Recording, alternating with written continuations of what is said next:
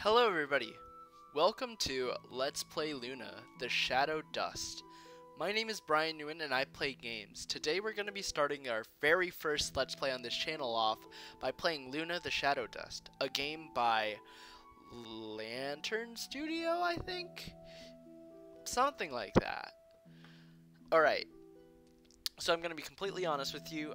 I have played a little bit of this game. I played about 15 minutes of it, or like half an hour of it, but I also recorded that and I lost all my footage. And then I re-recorded it up to where I got a second time. And I wasn't recording audio, so this is my third time recording this. I uninstalled the game to see if I could get a fresh copy or a fresh file, but if we don't, there it is. I have played through this game. Let's start at the chapter select. No, we don't. So let's start at the beginning.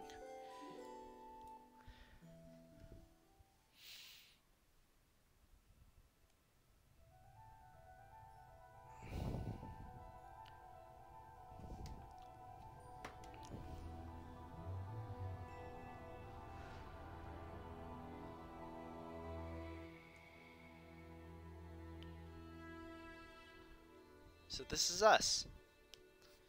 We are Rabbit Girl. Or boy. I don't know. One or the two. I'm assuming we're Luna because the game is called Luna the Dust, the Shadow Dust. Who knows? Maybe the game will take up an entirely new meaning as we progress through it. So this is us. This is a point and click adventure game. So yeah, we are doing this. So what initially drew me to this game was the art style. Anyone could tell you this game has a very distinct art style. It looks like a child's book, a sleepy time book. I forgot what bedtime stories. It looks like a bedtime story, and well, to be frank, it looks like a cartoon from my childhood. What I said in the last recording was, it looked a lot like The Adventure of Flapjack. The Misadventures of Flapjack and Adventure Time.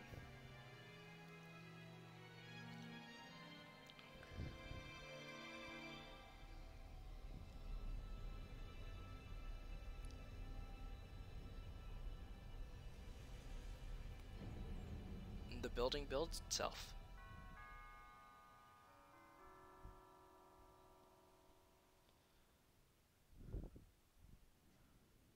Look at that. We're in the game. But as I was saying, the game really reminds me of like a bedtime story, like a pop-up book for kids. And that's because it's hand-drawn. As you can see on Luna, we have like the hash marks that show the shadows, and just like all the art, and like even down here it looks like there's coffee stains on the paper, and it's just like a completely immersive experience. Let's step into the building.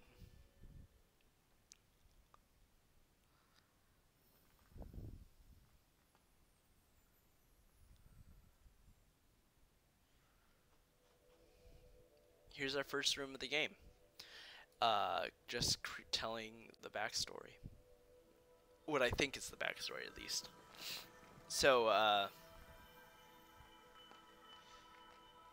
as you can see here, their sort of deity, I guess, is creating their civilization. That was the word I was looking for. Their civilization and just agriculture and stuff, blessing them with all that. As we move on in time, the people were given light and developed all sorts of technologies and continued to build their civilization.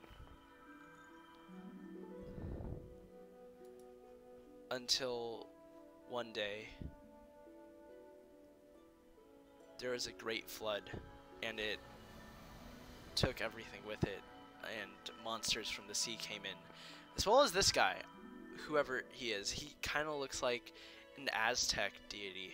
A lot of this looks a lot like Native American or Aztec art.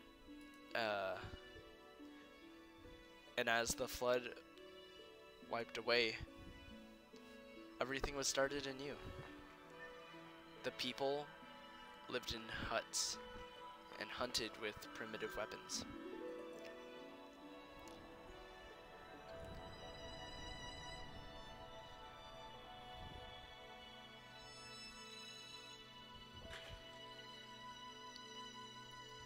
And like here, it's just so beautiful. It looks like what's that Netflix movie called? It's like the Irish movie, Children of the Sea. It's just, it has so much charm and character to it, and at this point on my first playthrough, I was just so excited. I still am. However, playing through the first part of the game 3 times will definitely dampen it, but I'm excited to see where the story leads. So, this is our first puzzle of the game, and here you can just see more of that distinct character and charm. And what you're supposed to do is you're supposed to turn out this light, or pull down this chain, turn out this light, and you'll see there's a shadow in this door, and up here there are these 3 colors. However, you might be saying, wait, but there's only 2 orbs. There's actually a 3rd, and it's already set for you. And I was very confused when I first started this, because what I did is I scanned the room for things I could click on, and I just started clicking on this until it was just a random color. But yeah, you go over here, and this one was cyan or blue, and just like this room, it's so simple, but it's like so stylistic and just like crazy. And we got past our first puzzle. It's honestly just insane.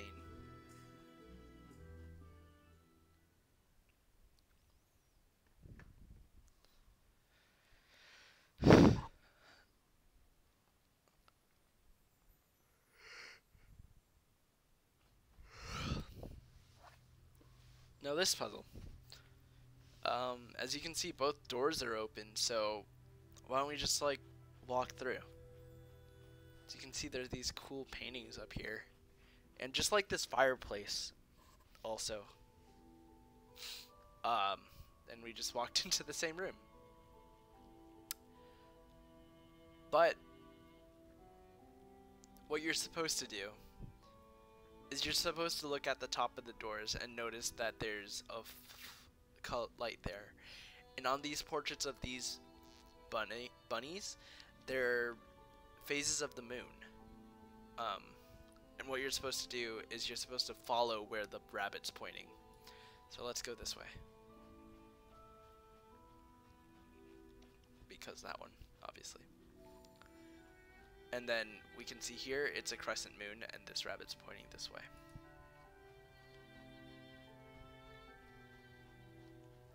And on my first playthrough of this game, I had no idea what this game was, and I had no idea what it's about. This one's a half moon, so we're supposed to go this way. And then just getting to this room, being the second puzzle, seeing like this fireplace and just like the art of the rabbits and stuff, I was just fully blown away by like it. And honestly, I'm glad that I got to replay this level, because like I just got to look at the intricacies of just a bit more. And now that we have this room complete, we can move on to the next one. And I just wanted to take a second and appreciate like how the tone of this room just differed so much from the last room, from the music to the lighting cues. and just like how this room just looks so much more empty. And honestly, it looks somber. And that's just the beginning. Let's move on.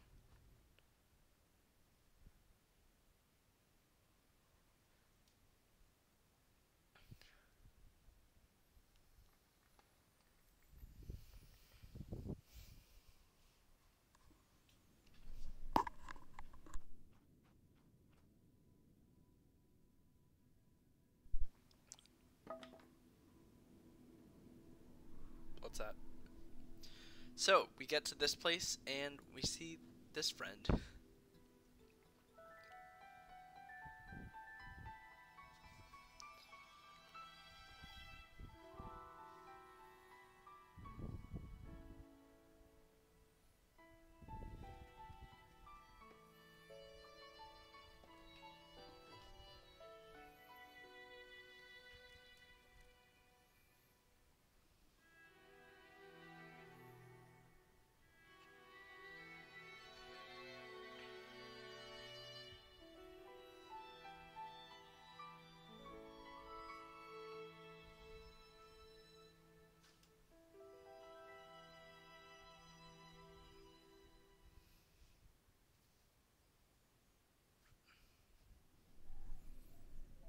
Now we gain the ability to switch between these two characters. We have Cat Friend and Luna. And with the introduction of Cat Friend, I'm going to have to say thank you, everybody, so much for watching the first episode of Let's Play Luna the Shadow Dust. And I hope you choose to return and watch the rest of the game with us. My name has been Brian. I hope you subscribe, and yeah, thank you.